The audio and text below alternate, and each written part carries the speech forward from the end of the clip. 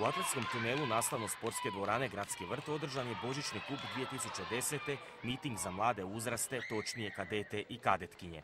Riječ je o natjecanju na utrkama od 60 metara, a cilj i svrha je popularizirati ovaj sport kod najmlađih i naravno članove pripremiti za sve ono što ih u budućnosti čeka. Zbog toga je ovo zimsko dvoransko natjecanje vrlo bitno i za sam klub. Pa jako je bitno zato što početci su najbitniji i mislim da će im to dobro doći za budućnost.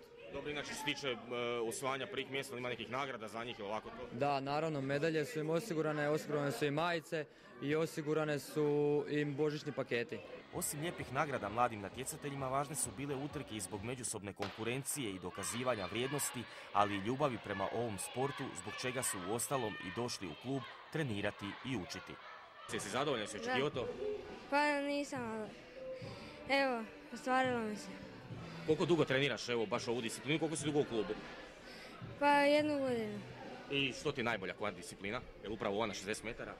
100, 200. Koliko treniraš dugo u klubu? Pa evo, mjesec dana tako. I zašto se sviđa? Pa eto, zanimljivo je. Trčanje? Da. Zbog čega je trčanje zanimljivo? A eto, budem brzo uvijek. Odlično. I znači u kojoj disciplini si najbrži? Pa inače budem na preponama. Koliko imaš godina i koliko dugo treniraš atletiku? 11 godina i manje od pola godine. Što sve treniraš u atletici? Trčanje samo. Samo trčanje? Da. Koja disciplina?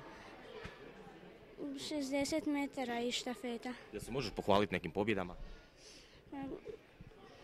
Ne, Zbog čega ćeš ti i dalje trenirati i ostati u ovom sportu? Zbog čega? zabavno mi je. Dječaci i djevojčice atletskog kluba Slavonija Žito natjecali su se u utrkama na 60 metara i prepone te štafeti u konkurencijama od 96. godišta pa do 2000. i mlađih. Osječani su iznimno zadovoljni zimskim uvjetima u dvorani Gradski vrt, u kojima kažu mogu raditi i pripremati se i najstariji članovi seniori uz ove mlađe koji grade uspješan put u svojoj sportskoj karijeri.